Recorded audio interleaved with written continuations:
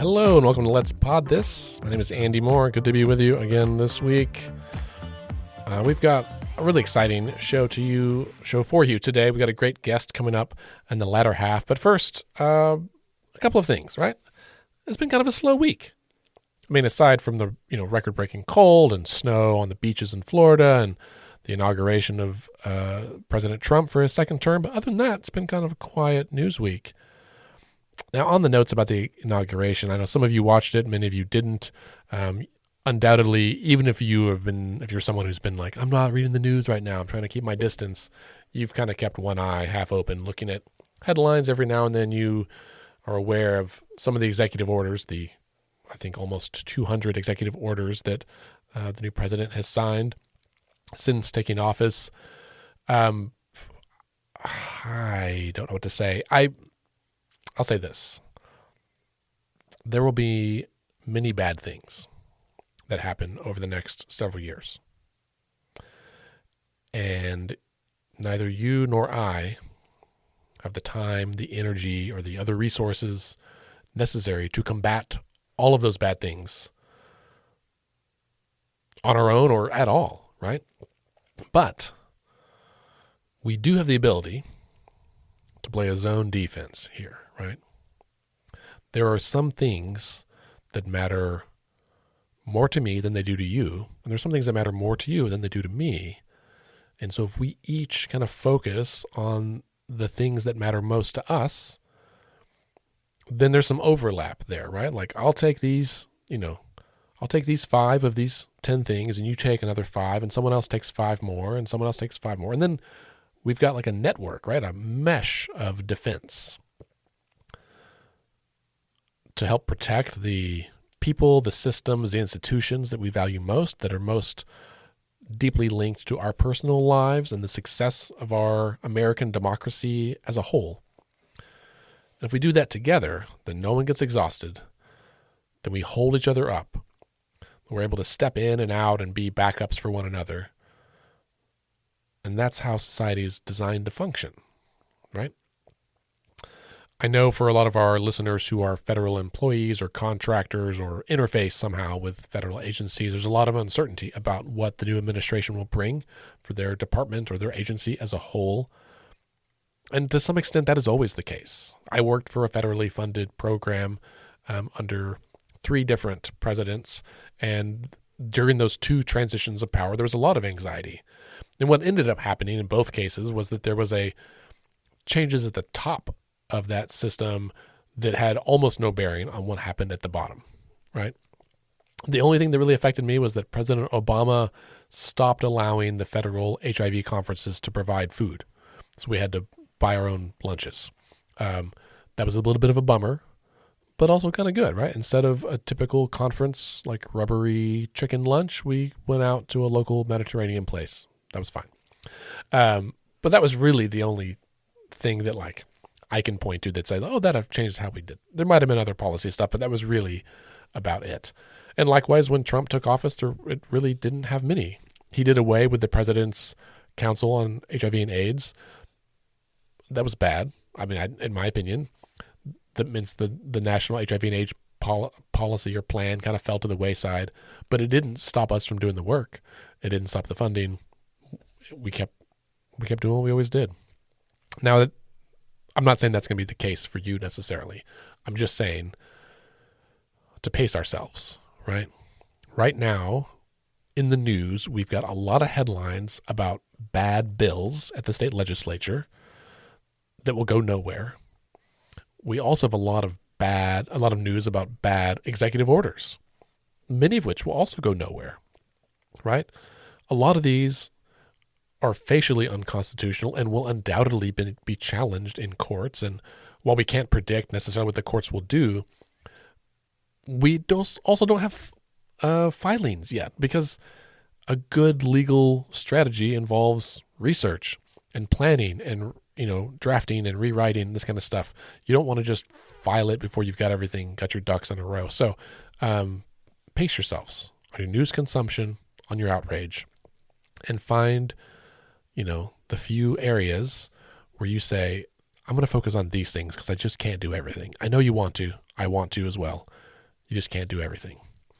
Even as an organization, here at Let's Fix This, myself and our board, like we visit about the issues that we feel like we can be impactful on, and we trust others to take the lead on other issues, right? I personally care a lot about public health. I care a lot about public education, and I do use some of my personal time to advocate for those kinds of events and those kinds of issues. As an organization, that's not always like where we're going to spend most of our time, right? We spend our time on elections and voting rights and those kinds of things, because that's the lane that was the most open and we think we can be the most impactful. We'll talk about the others, but we just can't do everything, and you can't either. And that's okay. You do what you can, and you trust that someone else will pick up the rest. And when it comes to federal stuff, I know,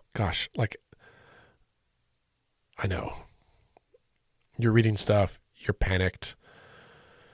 There's a lot of uncertainty, and we are all playing a lot of what-if games, and we just don't know yet. And I'm not saying to stick your head in the sand and ignore it, but I'm saying to modulate your outrage, right? If there's something that you're upset about and you can't do anything about it, take a deep breath and let it go. I know it's hard and it's sad, and sometimes that's the way life is. But I guarantee there is stuff that matters a great deal where you sit in your town, in your city, in your neighborhood, that you can make an impact. In fact, we'll start with a story about local impacts here as we get into the news roundup. And you know what? Let's go ahead and do that right now. That's right. I even remembered to hit the button today. So there's a story on NonDoc about Yukon, the city of Yukon. They recently had, this is from last week, but they had an audit of their state or their city finances. They're kind of going through a change in power out there. And the audit from an outside agency found, quote, a breakdown in governance.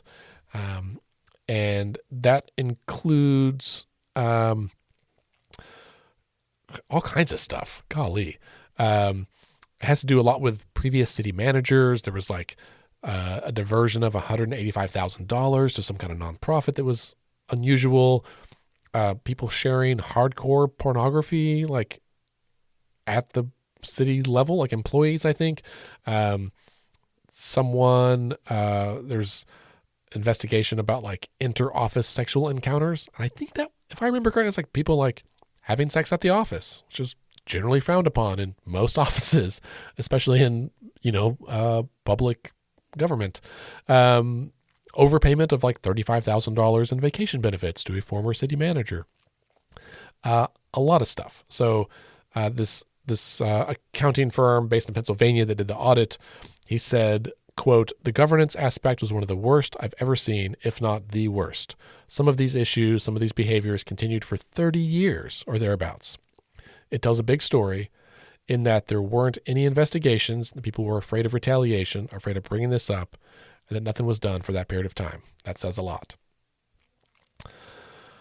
I don't know the details about this. I haven't lived in Yukon for 20 years. But this is the kind of story that really is sad. It erodes the public's trust in institutions like their city government, which is it's easy to say the politicians in Washington are far away and they're all corrupt. And, even the state legislature or the state government, they're all corrupt, right? And we'll talk more about some of that in a second. But I think most of us generally hope or believe that, the people here in our city, our city council members, they're just like you and I. They're just regular folks.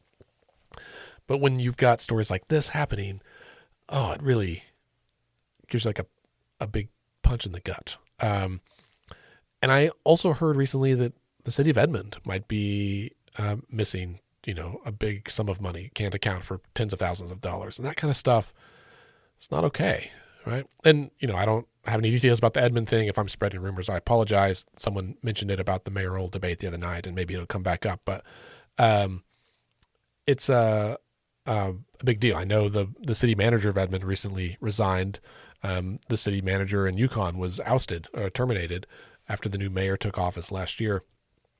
And I think what we can do about this, aside from sit here listening to a podcast and feeling gross on the inside, you can feel gross. That's fine. That's good. You should. It's gross. But if you want to make things better, well, it means you got to do a little something. And that might just be showing up to city council meetings occasionally. You don't have to go to all of them. I think, in Oklahoma City, it's tough because they're during the day on like a Monday or Tuesday, but I think Edmonds are often in the evenings. I don't know about Yukon, but or wherever you live, look it up. Find out when it is. See if you can go. If you don't know your city council member, you should definitely contact them. Invite them to coffee.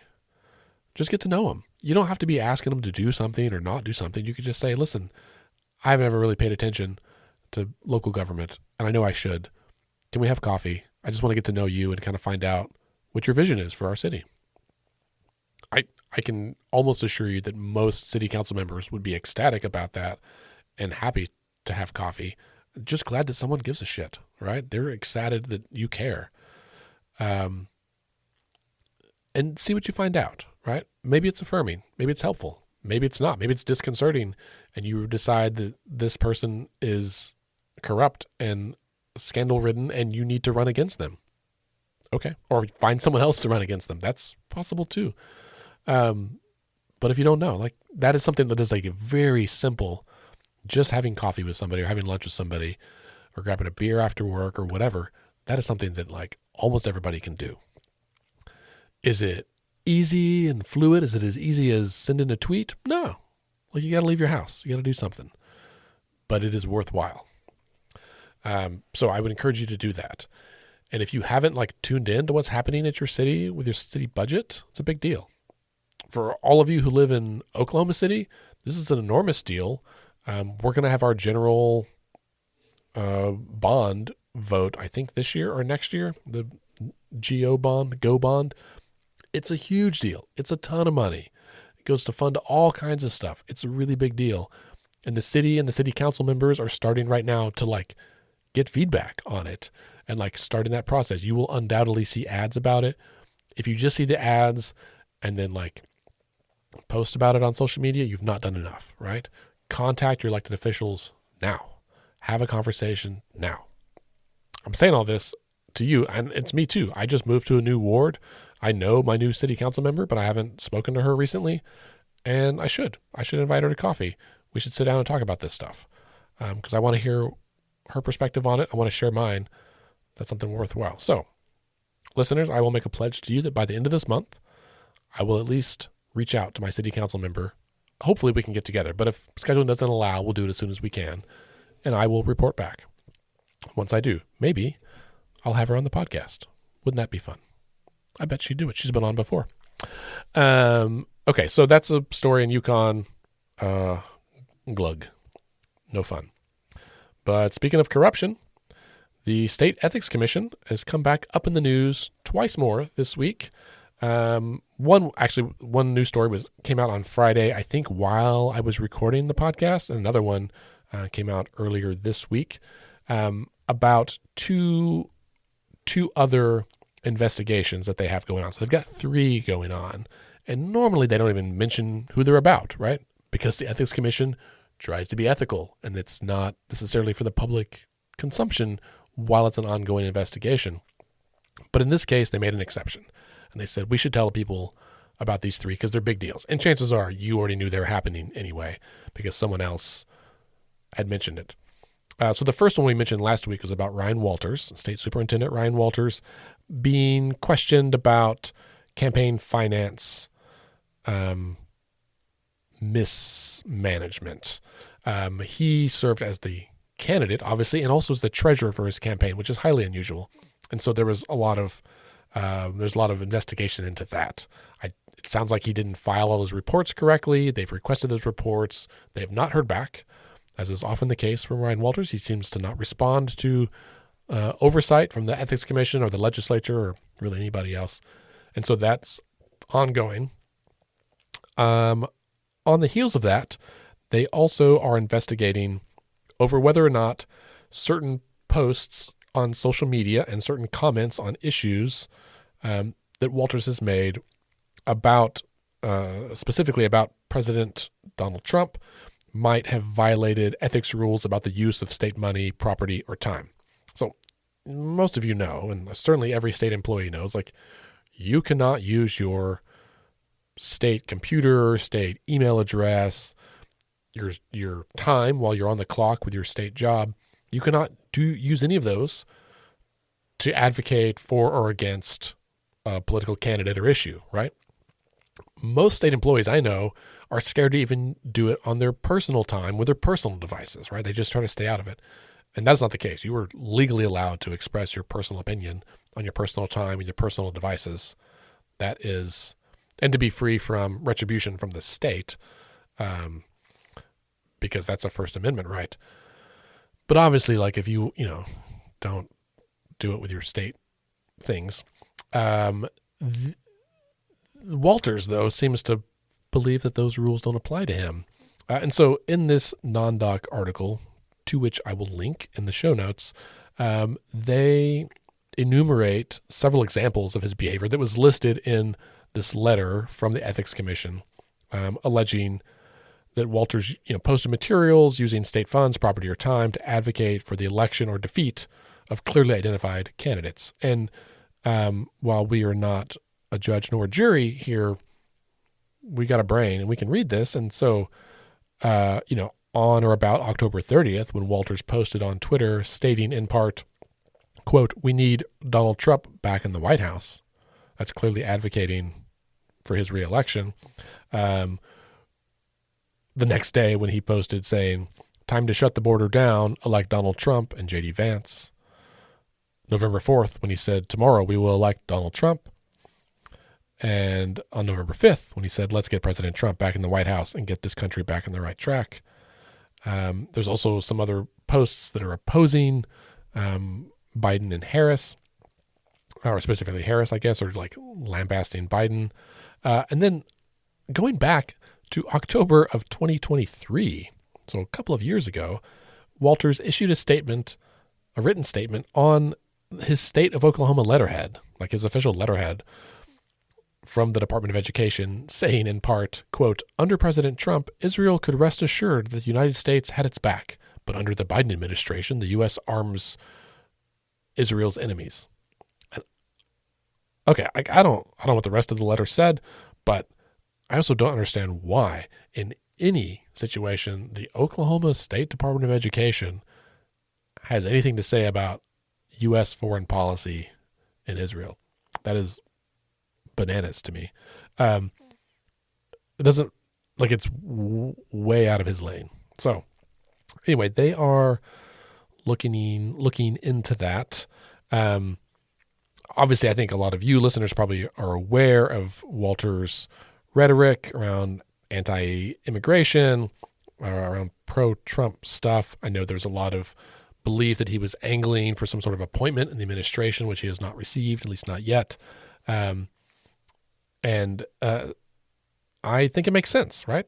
I think facially it makes sense that the Ethics Commission is looking into this because the dude did it all out in public. Now, if he had just sent these same tweets from his private account, like in the evenings,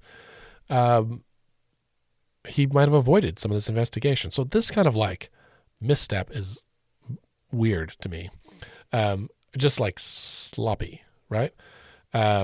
Like, why not just send it from a different account? Why send it from your official state account? That's the problem right there. It's not even that you said this, is that you said it using the wrong device, right? Pick up your other phone or whatever. Do it on your own time. So that kind of stuff is not okay. So 2 of the ethics investigations are into Walters. The third one is into Corporation Commissioner Todd Hyatt. And I don't remember if we've talked about this on the show much. A lot of it happened kind of last fall and during the winter when I wasn't didn't have the bandwidth to post regularly or to record regularly. But essentially, the Corporation Commission, which you will remember oversees the energy companies, is 3 people, right? It was Todd Hyatt, Kim David, and Bob Anthony. Bob Anthony recently completed his term. We talked about him last week. And so now there's somebody new in there. And Brian Bingman is the new one. And the issue with Todd Hyatt is that, so the Corporation Commission, by overseeing these energy companies, means that energy companies like OG&E have to come before the commission and present their request for a rate increase. And they did this last year. They requested a $127 million rate increase that costs you and I about $10 a month for like a long time, like for decades. Like we got to pay this extra money. Even if you don't use any electricity, you got to pay this base rate, and it's an additional $10. This is on top of several previous rate increases. And so as this vote happened, it came on the heels of Hyatt allegedly engaging in some inappropriate, unethical behavior on a couple of different occasions. One was in June of 2023, where Hyatt allegedly attended a party that was hosted by some attorneys that are employed by OG&E. And allegedly at that party, Hyatt got drunk, drove home drunk, was sexually harassed some people at that party, I believe. And then also, I forget the exact date, but there was another event out of state at a conference where Hyatt was someone from another state, I think Kentucky, said that they saw him grope another man who I believe was like an attorney for an energy company, make some unwanted sexual advances towards that person, I think while intoxicated. And Hyatt has come back and said like, hey, I'm in treatment. Hasn't confessed that he did those things, didn't confirm or deny, just said, I've got a problem with alcohol, I'm getting treatment. And then everything else should just go away. And so because of this, 3 state legislators, Tom Gann, Rick West, and Kevin West, have filed an appeal with the state Supreme Court to overturn the Corporation Commission's order that was granting that rate increase, saying like, hey, this guy was not qualified to be in this office. He should not have voted on this, and you should overturn that decision because it was inappropriate for them to make that decision in the first place. And the vote was 2-1, right? Bob Anthony voted against it. Kim David voted for it. Hyatt voted for it. And so they're asking the state to overturn that. And Tom Gann also formally filed a complaint to the Ethics Commission, and the Ethics Commission voted unanimously to make that public. Tom Gann said he didn't know they were going to make it public, but he's glad that they all 5 voted to do so. He said, I think it shows how important it is for them to make sure that the public is aware and they're looking into it. I understood it just to be a matter of transparency to the people. I'm glad that they thought that needed to be done. Hyatt, of course, was not enthused by it. He views it as a, political hit job or whatever every politician says when they're being investigated for wrongdoing.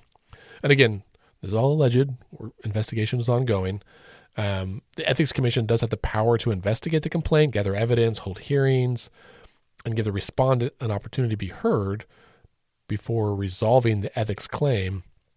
And I don't know that they can't like do any kind of criminal investigation, but I think they can refer it to a district court. If I'm wrong on that, listeners, let me know. But I think this will undoubtedly be something that is ongoing going into session. Theoretically, the legislature could file articles of impeachment. They could try to remove Hyatt. When they asked Tom Gann about that, he said he was uncertain if he would work to do that or not, but he does something to consider. But I think they definitely want an answer here. Then a couple of days later, that request to the Supreme Court to overturn that rate increase was denied. So the state court gave them until Friday to demonstrate that they had standing to challenge that. Excuse me, it hasn't been denied yet. But they've said like, basically, hey, you 3 guys, you 3 legislators, you've got to demonstrate to us that you have standing, which means that you you are someone who has been personally affected by this, and that you are the right person to file this challenge, this rate increase. And if you can't, then the court said that they would dismiss the charges or dismiss the case. And this was on the 22nd, just yesterday. So we'll find out more. I'm recording this on Thursday, the 23rd. So maybe by the time you listen to this, we'll know more. And if so, we'll talk about it next week. But so far the court's been like, hey, this isn't even a final ruling. You got to prove to us that we should intervene. So a lot of this, there's like a lot of moving pieces, right? Maybe we'll do like a timeline later on, but this is all pretty interesting where you've got the Ethics Commission looking into Todd Hyatt. You've got some legislators who filed complaints about him. You've got the legislators who went to the Supreme Court saying you should stop this rate increase because he shouldn't have voted for it. You've got the energy companies who are already banking on the fact that they're going to get an extra $127 million saying, hang on, like nothing's final yet. You can't overturn it till it's final, which doesn't really make sense to me, but we'll see what happens. Sorry, I just read the line that says Hyatt told the newspaper he drank too much in June, but does not remember the incident and that he is getting treatment. So the incident says Hyatt was observed groping a man and being intoxicated at an out-of-state regulatory conference, and also been accused of driving drunk at a different event.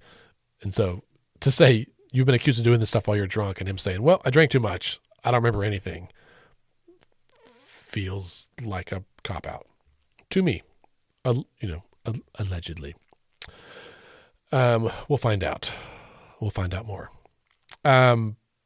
Two last things, and then we'll get to our guest here. The last headlines I want to highlight are, one is that the state Supreme Court has resolved this dispute between Governor Stitt and Gentner Drummond. This goes back to, a case from 4 years ago or so, where, in 2020, so 5 years ago, where several tribes, the Cherokees, Choctaw, Chickasaw, and Citizen Potawatomi Nation, sued Governor Stitt in federal court, alleging that the tribal compacts that Stitt entered into with some other tribes were illegal and violated their rights. So Stitt got some private counsel. That means not the attorney general. He got his own counsel. And the AG tried to take over the case, saying, hang on, I'm the attorney for the state, so I'm going to take over this case from your private counsel. You can't hire somebody else because you've got me. And basically the state Supreme Court said, no, Drummond, as AG, you represent the state. You can take over most cases, but in some cases, like this one, it's really about the governor, not about the state as a whole. And so the governor can get his own private counsel. And so the statements in response, both sides claim victory, which is pretty typical. I don't know what this means, where the case is, if it's still being litigated. I assume it is. But this is the kind of reason where this case is a power struggle between Stitt and Drummond. If by some chance it reaches the courtroom before next year's election, it'll be heard. I would not at all be surprised if this ends up being dropped. Just kind of they'll just drag it out, and then there'll be an election. If Drummond's running for governor, Stitt will endorse whoever he endorses, and this will just go away, right? So, I would like an open records request to see how much money has been spent by the governor's office, taxpayer money, by the governor's office, by the AG's office on this lawsuit that might not ever reach an actual resolution, right? They could just drop the charges and it just goes away, and we've spent tens or hundreds of thousands of dollars on no outcome. I'm not saying it's not a fight worth fighting. Just sometimes I think this is the kind of thing that wears people out, right? When you see two rich dudes having a measuring contest on who's got power to hire attorneys and all that stuff, and then it doesn't do anything for the rest of us, it's pretty frustrating. And I would argue erodes the public's trust or support for both people. So whoopee-doo. In other Drummond-related news, the AG's office has asked the legislature for an additional $50 million so they can build a new building or add on to their office. So the AG's office is just southwest of the Capitol. kind of just across Lincoln there, diagonal to the Capitol. And because the AG's office has been saddled with some additional responsibilities, they want to hire more people. Right now, they have a bunch of staff that are based in an office over by the Chesapeake campus, like I guess over off of Western, and they pay like $1 million a year to lease those office spaces. So if they built a new building, they wouldn't have to keep paying that, which that kind of makes sense. Although at a rate of $1 million a year, it would take, roughly 50 years to balance out the cost. But I can understand it'd be advantageous to have everybody in the same place. With that said, like the AG's office grew dramatically over the last few years.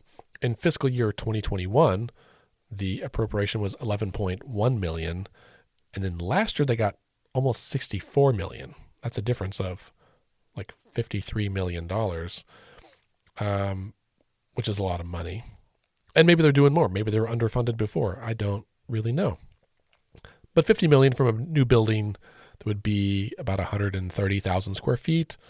I haven't done the math to divide it out per square foot, but just that seems somewhat reasonable.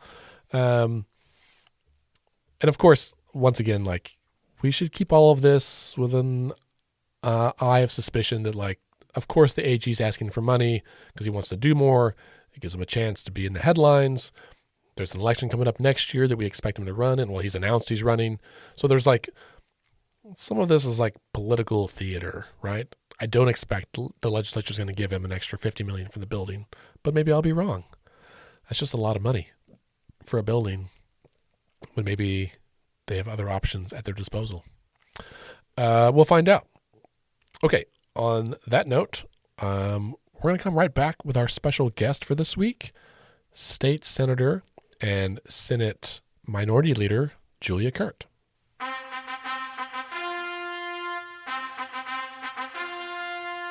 Welcome back to the program, Senator Kirt. I'm so glad to be here. My favorite place to talk about democracy and what's up in the state legislature. Thank you. Well, you're in the democracy den. It's the place to have those conversations.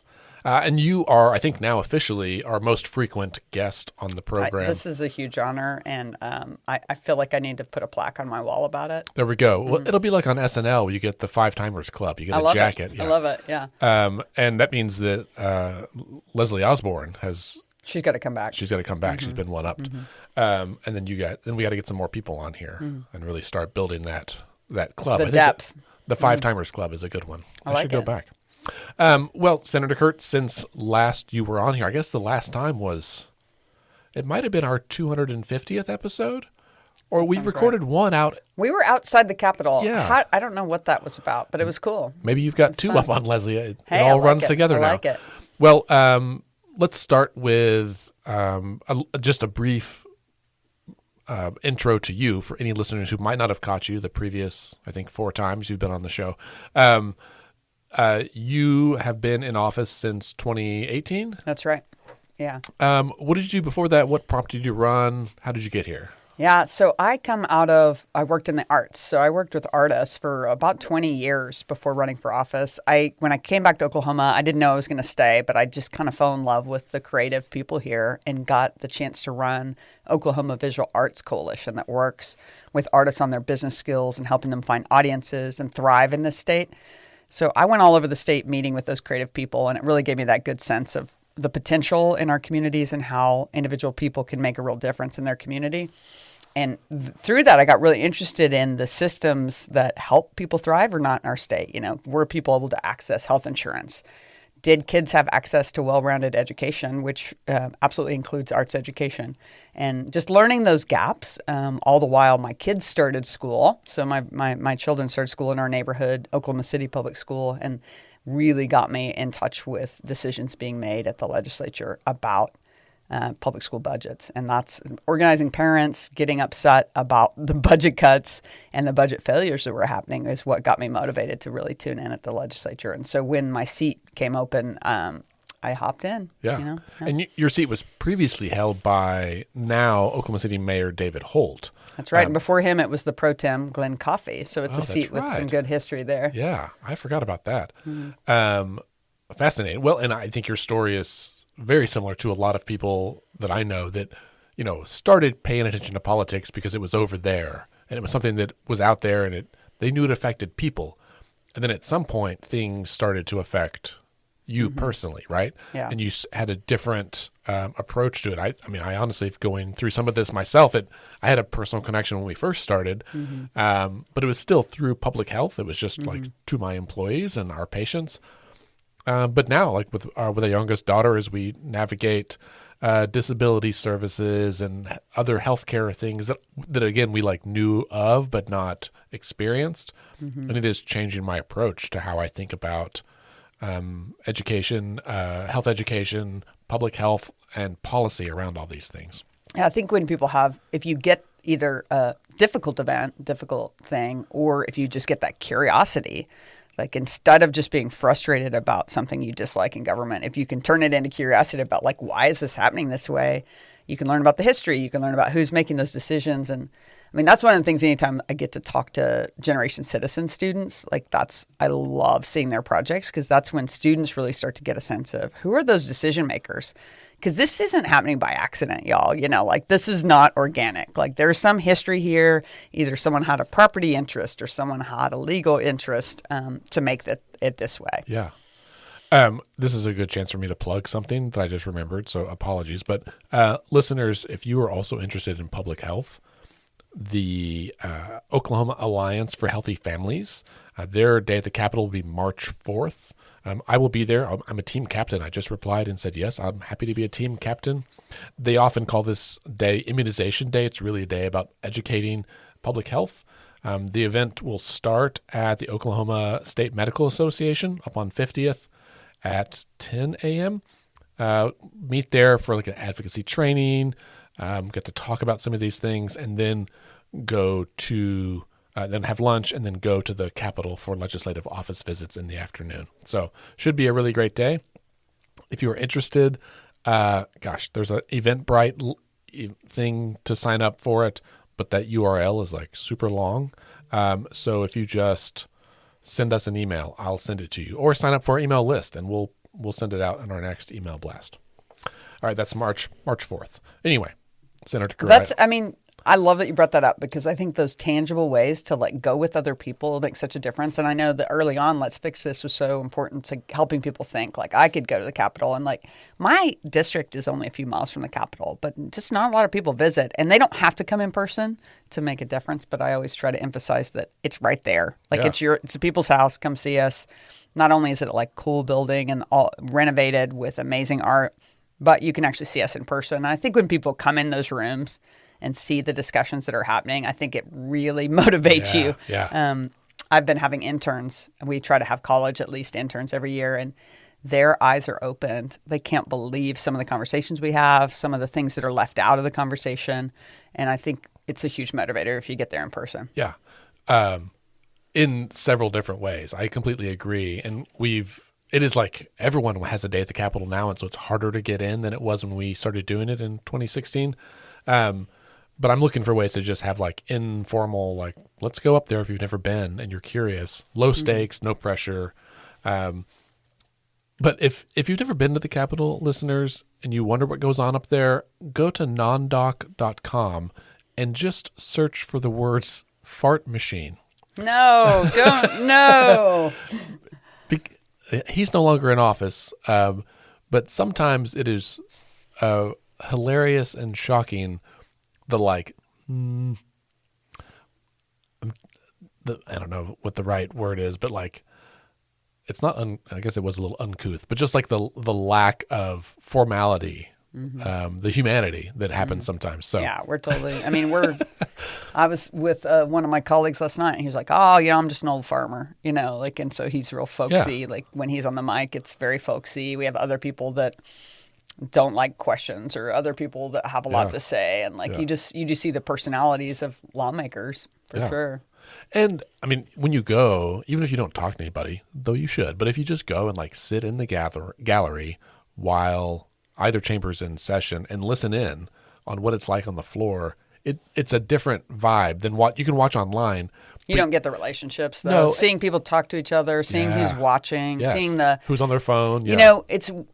I absolutely am frustrated and upset frequently with the lack of seriousness we approach some issues. And so, like, never to imply that we shouldn't hold us to a higher standard, but sometimes people take out of context if we're joking. But it's just human nature. Like when you're trying to build relationships with people, you're in, like, we're together hours and hours a day. And sometimes we don't get a lot of time to cut loose. So people will get, I know, sometimes offended if they hear us laughing in a meeting where it's a really serious topic, but I just have to plead with people that we are in fact trying to build relationships, and it's groups of humans, and you know, we need to keep that going. And like for us in the minority party, it's important. We have to remind them that Democrats are not, I mean, we constantly have to remind them that Democrats are not what they're portrayed as on national TV, that we care about the state. We literally have to say, like, we care about the state. I care about rural Oklahoma. No, I don't live there, but I care and I understand its values to our community. And so I think people have to know it's not a debate competition up there. Right. We're not up there to win a debate. Right. You know, it's overall policy we're working on, trying to represent people well. Right. That's while I'm someone who is moved by a good orator, right? Like someone who's a really good public speaker that gives a fiery debate. You're like, wow, that was really compelling. But that doesn't always mean they're right? Sometimes they're doing it because they want the video clips, or sometimes it's because they genuinely believe it and they're trying to persuade their colleagues. But that's not always the case. Yeah, and I think people have to be real. Like sometimes people want us to be outspoken on everything, and you know, we can do that. We can be outspoken on everything, but we also have to decide, do we want to move our bills and our ideas forward? Do we want to be taken seriously when we go and ask someone to change their bill because we say it's going to be harmful? And that's a balance. And trust me, like when I was in my 20s, I don't think I could have done this. Like it involves a level of compromise. And some people say, oh, you need more backbone. Well, really the reality is we're in there governing. We're not there to, it's not campaigning. And so I have to remind myself of that because we're not there for the posturing. Yes, sometimes we have to say what needs to be said for the people who aren't being heard. Absolutely. But sometimes everything's not on the mic. You know? Right. Yeah. That's the amount of conversation about bills that happens not on the floor is super important. And we don't get to see that, right? But I've been in legislators' offices where someone else came in and was like, hey, can I ask you about this? Like another legislator. And they had this conversation about it that was way more informed, much more like intellectual. They really were trying to work through the nuts and bolts of an issue they didn't fully understand, and they needed someone else to help explain it. And I was like, oh my gosh, this is... Well, what do you hope happens? That's the like dream. And then there's also just like they like me enough that they're willing to listen to me and think that I might have something to say. Or they know that I've harped on, let's say, affordable housing long enough that they're like, well, Kurt's going to have an opinion about this. I might let her chime in. But if they think I'm always just trying to debate them, they're not going to be honest about their questions or concerns. They're, you know, I think about the way Senator Hicks has established herself on diabetes. Every legislator that has an issue with a constituent-related diabetes comes to her for help. Sure. And like, to me, no, that's not out in public, but she's helping people daily, and she's making those networks better. And people come to her on policy because she's helping them with constituents who have issues, you know? Yeah. Well, I think back to when we were working on People Not Politicians around redistricting in 2020 and 2021. And you were on the redistricting committee, right, in the Senate? And so, you know, we'd have... it was a joint redistricting committee. And so, you know, we'd have those hearings and we'd be there and do presentations. And there were a couple, I think maybe two legislators who were also interested in that. And I had really great conversations with them about like the theory behind how we do redistricting and like how the maps are drawn. And they had been working on Dave's redistricting. And I was like, oh, this is a very different conversation than I think a lot of people expected to have coming in there where they thought it was going to be adversarial. And then you got two dudes who are also like nerds about these maps and really wanted to kind of wrestle with it. I think we had fundamentally different approaches to it, but it was a more beneficial conversation, I think, both ways than either one of us would have anticipated. Sometimes I hear from people that they're like, you know, I wish you all would just, you know, get things done together. And I'm like, hey, you know, I'll tell you what, if anyone up there is bipartisan, it's Democrats, because like I mean, in the You have Senate, to. there's 8 of us. You Right. need 25 votes to pass a bill. On the House side, there's 19 Dems. They need 25 to pass. No, they need 51 to pass a bill. So you're talking about like every single thing we do has to be bipartisan. Like we are not standing alone. We can put out proposals that are aspirational, and I do every year put out proposals that are like, okay, I wish we could do this, and I'm going to put out what's right. Let's say around early voting or, how we register voters. I'm going to put out the ideal, but I'm also going to advocate for a bill that might get through that would be maybe a more gradual change. And so I think we have to cast the vision and the dream for what kind of state we want, but we sometimes are going to have to make incremental steps. Yeah, right. Exactly right. Well, that's a really good segue to talk about what your priorities are and just kind of a general session overview, what orientation, expectation for what we as constituents, as citizens might expect to hear coming out of the building for the next few months. A lot of what you're going to see is new leadership. So you've got a new speaker. Speaker Kyle Hilbert is new. He's from Bristow, Depew originally. Young guy. He's 30. He's been in the legislature for, I think, 8 years. Whip smart. You're going to see Lonnie Paxton has become the pro tem. So these are the people who lead everything. So the way the system works is it's a two-party system up there, and it's not proportional. So it's the majority writes the rules. Literally, they write the rules for how do we hear bills, what are the rules on the floor, who's allowed to do what. All of that is written by the majority party, and so we just adopted those rules at Organizational Day a couple weeks ago. So I'm a new leader in the minority. Cindy Munson, Leader Munson from the House, is the only returning leader. She's been leader for a couple of years now. The rules we passed on the Senate side, they changed the rules about debate and questions. Did they? And yeah, we voted no on the rules because they put in there some options for shutting down debate or questions. If they viewed them as repetitive, if they view debate not as persuasive, they can shut it down. So it gives a lot more latitude to the presiding officer, which is the person who basically turns our mic on and off and recognizes us on the floor. I mean, our big concern with that is essentially the Senate had no time limit before. Right. We don't abuse that, we really don't. But there's times when we might need to go long, and there's times when the Republicans might view it as repetitive, but to us it's pointing out harms or pointing out a real challenge with the bill. And this gave more latitude to the presiding officer. Right. Now, the pro tem has, committed that they really want to use that sparingly. They just really want to make sure we don't have circumstances that get out of control. But we have to be concerned about what the rules are that we play by in the building. And I don't mean play like I'm not trying to be flippant, but we're trying to make decisions together. So I think you'll see new leadership. How are those rules going to be applied? Same on the House side. I know they had a big debate about the rules and some of the amendments to the rules over there. And some people might think that's just like way too much in the weeds. But generally, the Senate anyway tries to follow the rules. And we can kind of rely on that as a way for each of us to be treated with respect and our constituents to be treated with respect. Because each member represents 83,000 people. We have 8 members, so it's over 600,000 individuals that we represent. Plus, we represent important perspectives, right? And so, I've always found Pro Tem Paxton to be very respectful of the fact that we need to bring up opposing viewpoints. We have questions, and that's okay. It's just how's that going to be applied when it comes down to it? Right. Will we be able to get bills heard? Will we be able to ask all the questions we think are necessary? And when necessary, are we going to be able to speak for the length that we need to convey our concerns or to promote something, I guess. Right. I think that's the question. Yeah, because it could be a well-intentioned rule to keep someone from reading the entire bill, like happened last year. Right. Yeah, because we don't really have the filibuster, not really at the state level like you there could is. filibuster. Yeah, but in theory. Well, not anymore now. Yeah. They also probably trying to prevent grandstanding in the way that anybody would say that was that's the too contention. Much. They said, look, persuasiveness means, are you really trying to persuade your fellow members, or are you just making a PR statement? Right.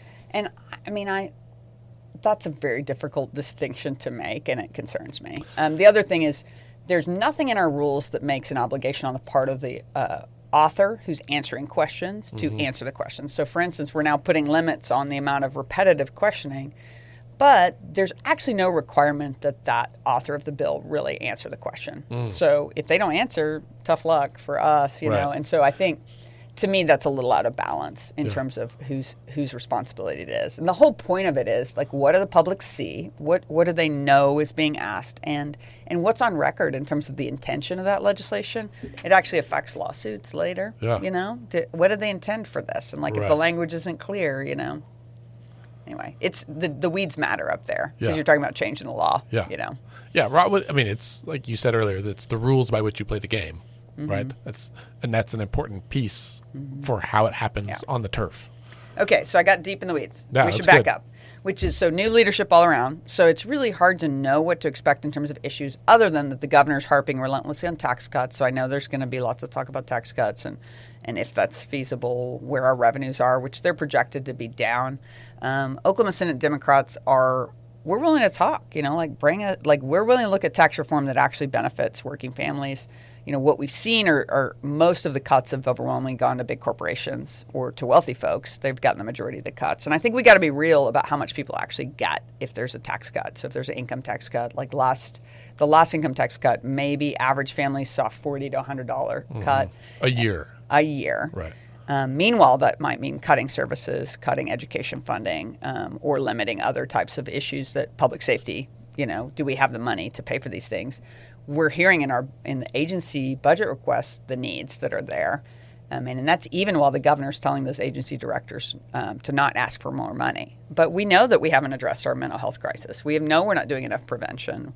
And we're still behind the regional per student average for costs. So, I mean, when people talk about rankings, I'm like, some of it is just money. Like literally in the rankings, they factor whether we're investing what we need to compare to other states. Right. Well, one of the news stories that we covered in the news roundup today was about the AG's office asking for like $50 million to add a new building. And that's part of it. The pie is not limitless. Like the state doesn't print money. And if we're going to spend $50 million on a building, that means we're not going to spend $50 million on something else. And it's just we've got our infrastructure's crumbling as a state. Like we do not do a good job of keeping up with our infrastructure or with our state-owned buildings. And now the governor's, you know, forcing all state employees back into the office from remote work. Well, we were saving money on people working remotely. Right. And that was a choice that he made a couple years ago, was to push agencies to do remote work so we wouldn't rent so much space. So I think we've got to be real about what we're investing in. Because if we're letting buildings crumble where employees are serving the public, that's an asset that's falling apart, and that's something that the state deserves to have. So talking about building new when we have all these crumbling buildings makes me concerned. The other big thing is, like, look at the percentages of federal funds. You look at the percentages of money that comes in through fines and fees, and I'm worried about the way we're rebalancing our budget to be like pay to play. So I've heard complaints from people who are having to pay more for their driver's license, for instance. Yeah. Well, that's because we've outsourced that to a private business that's taking a profit. And we now are making most of our technology solutions be paid for by the people using it. So, you know, whoever's getting their license has to pay for the fee to cover that. Well, that's changing the nature of government. Are we all putting in for those systems that we think we need as a state, or are we piecemealing it, you know? And so to me, we need to be open and clear about those decisions, like transparency about fees and fines, transparency about how we're balancing tax revenues, what wealthy folks are paying, what's going out to businesses through tax relief, like tax breaks. All those things need to be up front, because I think people know they're not getting a fair shake in this balance, you know? That's really tough, you know. And I saw last night that some of Trump's initial proposal for tax changes at the federal level would raise taxes on lower middle income folks and then decrease a big chunk on wealthy folks. And like, I mean, my income and everything on down was going to see an increase. And I had that thought of like, it'll be interesting to see how this plays out, where if the president's plan is raising taxes on most Oklahomans, then how does that affect the legislature's conversations around, like, I mean, in one hand, you'd be like, oh, well, people are going to want it to be cut to balance out, but are they going to connect the dots to, like, we got to watch out for shell game, too. Like, yeah. I was in a conversation about taxing wind by production. Well, you tax wind to make up for income tax, our energy is going to cost more. It is. And so, like, we can't let decisions get made that look like a good deal to us, and then somewhere else we're making it up. And also the shortchanging people on the front of education or what we're supposed to be funding. I mean, our health outcomes need to improve. We need people to have the resources to be healthy. 1/4 of Oklahomans are on Medicaid. 1/4 of Oklahomans qualify for sooner care. To me, that should be a wake-up call that our wages are too low. We need living wages. And those systems better be good because most people are getting their health care from our public systems. Right.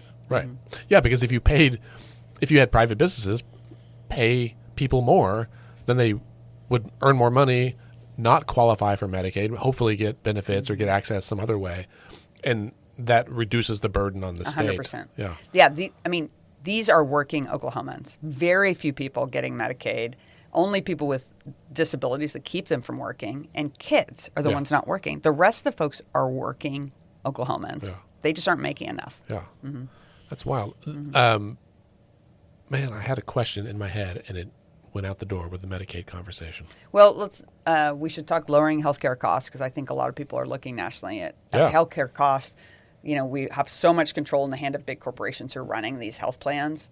And locally, just ask hard questions about that because I think right now, like Senator Hicks has been working hard on pharmacy benefit managers. Other folks are working hard on our community health reach, community health workers being able to help people. What level of medical care do you need and do you have access to it? I think we see a lot of finger pointing between the plans and the pharmaceutical companies and the health providers in terms of where is this cost coming from. All we know is that we're paying too much for our premiums and we're not getting the results, right? So like even businesses who are buying insurance for their folks, my husband has 4 employees, I think. He pays a lot for those premiums.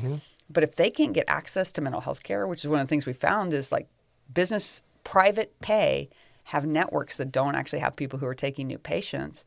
If you're paying premiums for your employees and they can't even get that care that they need, we have a problem in the system. Yeah. No kidding. It's, it's all such a racket. I did see a press release from your colleague, Senator Devers, just a few minutes before we started recording, and one of his bills caught my eye. Well, several of them stabbed me in the eye, and then one of them caught my eye, and it was about pharmaceutical advertisements. And I haven't fact-checked this, but his email says something like there's only like 195 countries in the world, and only 2 of them allow pharmaceutical companies to advertise direct, and it's us in New Zealand. Wow. And he wants to change that at the state level? Yeah, but I was this is a big question. So we have a lot of federal policy being pushed at the state level. And I think we have to look at which level of government is right for some decisions. But that's interesting. Have you read Empire of Pain about the Sackler family and the opioid crisis? No. That's like if you want to be reminded that greed and depravity still exists, and I say that, I'm not trying to be hyperbolic about it. Like, I just was shocked. And like the ongoing effect, like you think corporations are affecting policy? They absolutely are. The Sackler family strategically affected policy at all levels, and they were part of that, allowing that direct to doctor pharmaceutical advertising and then direct to the public They were part of that to get people asking for these drugs. Anyway. Well, it's like I don't watch TV very often. If I do, it's usually streaming. But I don't know. The other day I had it on in the evening. It's probably during the snowstorm, right? I'm like watching the weather, and I forgot how many pharmaceutical commercials there are during the evening news. I was like, in the morning news, and I was like, oh my gosh, and I was like, I don't even know. It must be effective. Yeah, it must be effective. Maybe. Well, it was for opioids. I mean. And then when they changed them up, they recategorized them and started charging for them again. Crazy. Yeah, absolutely. But I think you pointing out that Senator Devers put that out, I mean, this is back to like we can't write anyone off in the legislature. There's just too like there are times when I'm going to vote with Senator Devers on something. Like, does that mean I'm excited about it? Maybe not. But you can find commonality with people on some issue, and you want to do that when you can because that's a way to move forward some of the good policy. I was bummed that Nathan Dom's bills about nuclear energy didn't go anywhere because I thought I had talked to some of those people at NCSL and done some research into nuclear energy and like how much safer it is than everything else now. And I was like, this is a conversation that Oklahomans are not willing to have. And it was ironic that it was him that was running the bill. Yeah. Well, on that note, there's such a huge push against wind and solar right now I noticed that. In the Capitol. And my understanding is being pushed by oil and gas interests out of state and that they're investing in campaigns and they're investing nationally to try to create chaos. I think we need louder voices of people who support it, because if members start peeling off and thinking they need to cut it off, or if the president starts cutting it off, I mean, this is going to affect our energy prices, and this is an important industry to us now. Wind is paying property taxes across the state to schools and to local people. We've just got to find a reasonable balance here. We are no longer subsidizing new wind projects, so it's we accelerated that in the past. That was before my time that they were doing those big tax credits, but now it's a huge percentage of our export. Right. We export wind energy, which is, to me, like, we can't cut that off. No. Like, that's an important part. It's a moneymaker for the state. Right. Like, if but anything, we need some reason in there, and I find I don't hear from a lot of constituents on environmental issues, and I think it may be partly because they feel demoralized about what can get done. But there are folks chiming in, promoting coal factories for electricity again, and we know what a danger that is to our climate, to our communities. My only touch point for the coal industry is former AG Scott Pruitt, and I'm not even going to play the Pruitt Watch music. I don't want to give him that credit, but Oklahoma is blessed with a couple of things. We still have good oil fields, right? We still can produce lots of oil and natural gas, and it's real effing windy, and like those we are all use those assets. That's right. We're not, we've got agriculture and stuff too, but we're just never going to be the tourism draw that Florida or California is. That's just the way it works. We don't have beaches. It's not quite the same. We don't have mountains. We don't have all that volcanoes or whatever else. But we do have a lot of energy, and we can be the little workhorse of America, but it takes investing in all forms. Otherwise, we're leaving money on the table.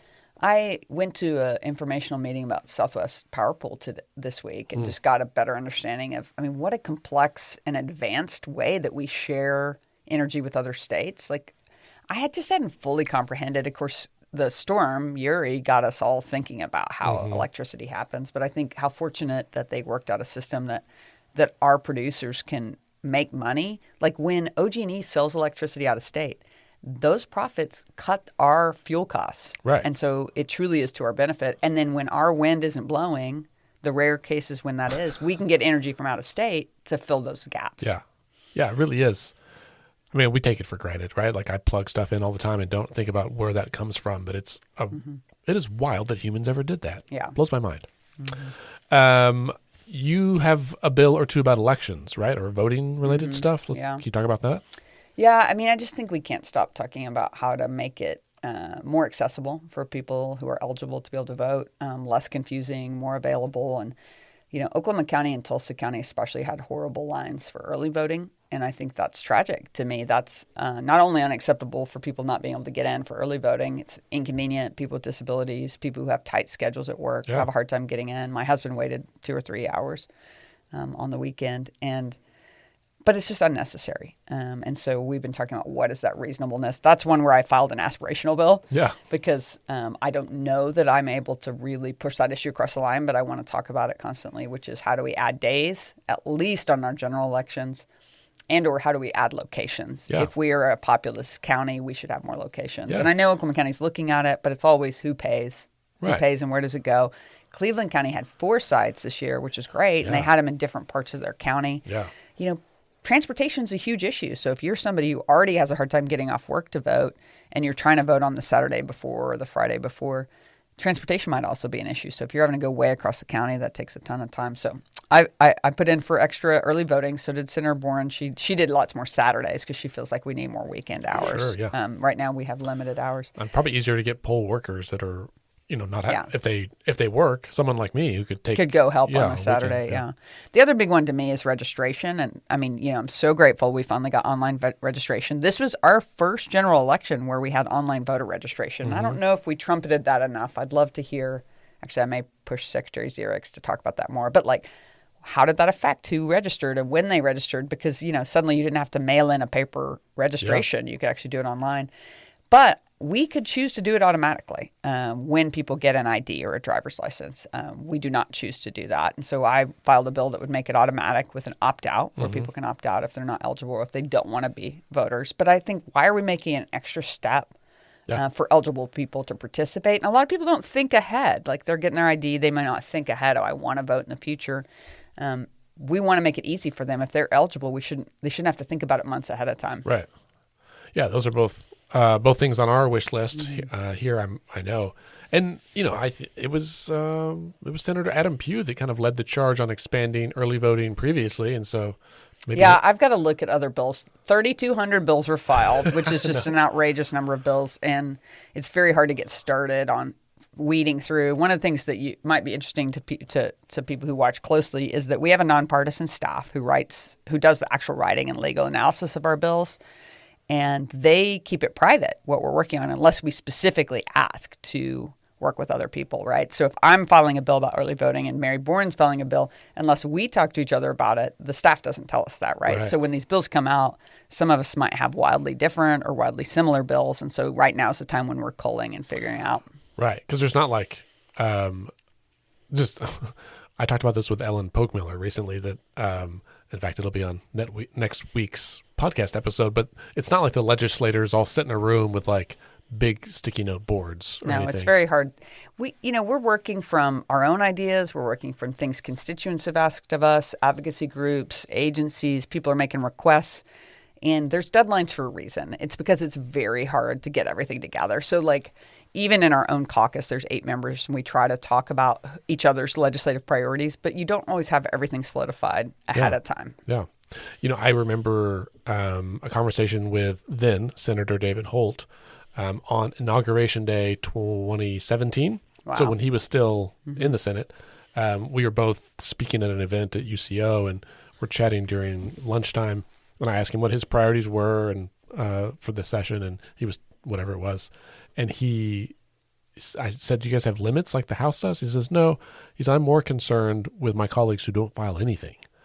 And I said, "What?" And he was like, "Yeah." He was talking to somebody a couple of days before, and they were like, yeah, I didn't file anything this year. And he was like, "What are you even doing here?" He's Are like, you a lawmaker? Yeah, I'm going to vote on everything else. Like, I'm going to voice my constituent opinion. Not going to bring any requests forward? Yeah, and he just blew his mind. And people have very different strategies on that, though. We did an interesting thing as a caucus last year where we paired people up to talk about kind of our mindset around being legislators, because it's a really, like, nobody tells you what to do. Like, we are very much our own boss up there, other than, our constituents, but they're not weighing in on the details. So we decide what we're going to do. And so each of us is different about how we approach that. So like, one senator might file every idea that they have. Right. Whereas like Senator Matthews, who just termed out, he focused only on the bills he was going to work hard and that he thought he could get through. So he might file 2 to 3 bills a year and get almost all of them signed or all of them signed. And that's just a different approach, what you think is important. I mean, the more that people to watch, the better for us, because I think filing a bill is not, in the end, it's not a finished product, right? And so, like, we don't want to count our successes as a legislator solely by bills passed. Right. It's just something people can watch, you know? Yeah. Well, and, we try to remind listeners, our followers, that, half the bills will be dead in a matter of weeks. At least right? Half, yeah. And then another half of what's left will be dead a few weeks later, and it really gets cold pretty quickly.